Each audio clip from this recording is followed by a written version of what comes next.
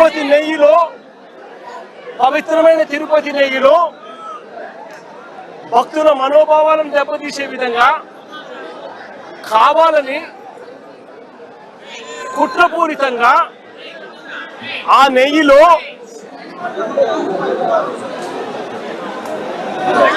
జంతువుల కొవ్వు ఉందని, గొడ్డు మాంసం కొవ్వు ఉందని, పంది కొవ్వు ఉందని,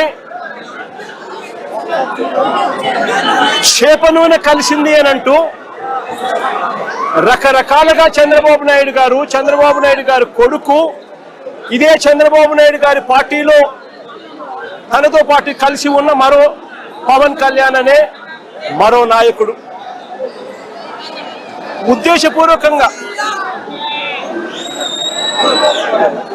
మన వెంకటేశ్వర స్వామి ప్రతిష్టను మనమే దెబ్బతీస్తున్నాము అని చెప్పి ఏమాత్రము కూడా కనీసము దేవుడంటే భయము లేకుండా, దేవుడంటే భక్తి లేకుండా రాజకీయాల కోసం దేవుడిని ఉపయోగించడం మొదలుపెట్టారు. వీళ్ళు చేసిన ఆరోపణలు ఏదైతే ఉన్నాయో ఆ ఆరోపణలన్నీ కూడా అవాస్తవము అని ఏకంగా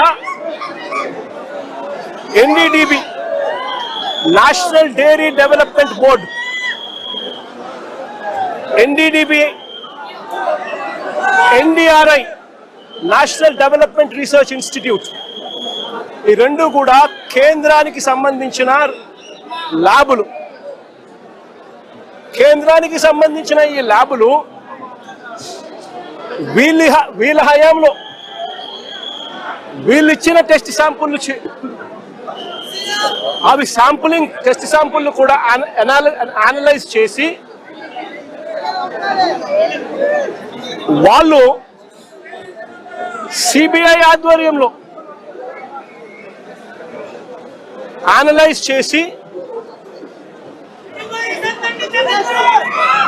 ఈ నెయ్యిలో జంతువుల కొవ్వు కానీ, గొడ్డు మాంసం కొవ్వులు కానీ, పంది కొవ్వు కానీ, చేప నూనె కానీ, ఇటువంటివి ఇంకొకటి కానీ ఇటువంటివి అవి ఏవి లేవు అని చెప్పి నిర్ధారణ చేసి సర్టిఫికెట్లు ఇస్తే ఆ సర్టిఫికెట్లు సాక్షాత్తు సిబిఐ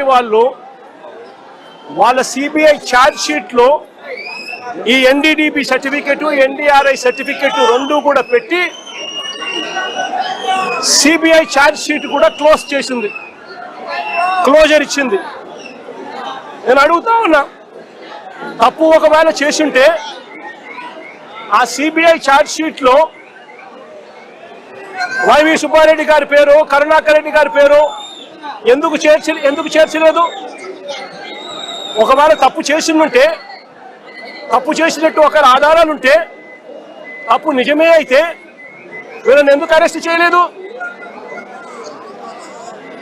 అంటే సిబిఐ క్లీన్ చిట్ ఇస్తా ఉంది, ఎటువంటి తప్పు జరగలేదు అని వీళ్ళ పేర్లు కూడా ఛార్జ్ షీట్లో పెట్టకుండా, వీళ్ళని అరెస్ట్ చేయకుండా సిబిఐ క్లీన్ చిట్ ఇస్తా ఉంది. ఎన్డీడీబీ ల్యాబు, ఎన్డీఆర్ఐ ల్యాబు, ఈ ల్యాబులు కూడా క్లీన్ చిట్లు ఇస్తా ఉన్నాయి. మరి ఇన్ని క్లీన్ చిట్లు ఇస్తా ఉన్న సందర్భాలలో అసలు ఈ సిబిఐ అనేది ఎందుకు వచ్చింది? వైవి సుబ్బారెడ్డి గారు సుప్రీంకోర్టుకు వెళ్ళి రాష్ట్ర ప్రభుత్వం చేస్తా ఉన్న ఆరోపణలు తప్పు, వీటి మీద విచారణ చేయండి అని వైవి సుబ్బారెడ్డి గారు సుప్రీంకోర్టుకు వెళ్ళి కేసేస్తే సుప్రీంకోర్టు వైవి సుబ్బారెడ్డి గారి పిటిషన్ మేరకు సిబిఐ చేత పర్మిషన్ ఇచ్చింది. వాళ్ళు విచారణ చేసి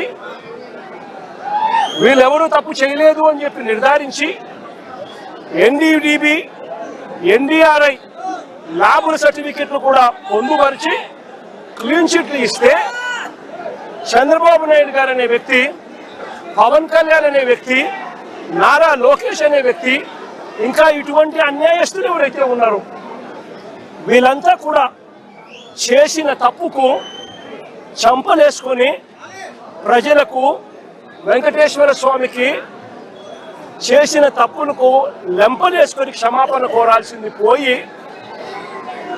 ఇదే చంద్రబాబు నాయుడు గారు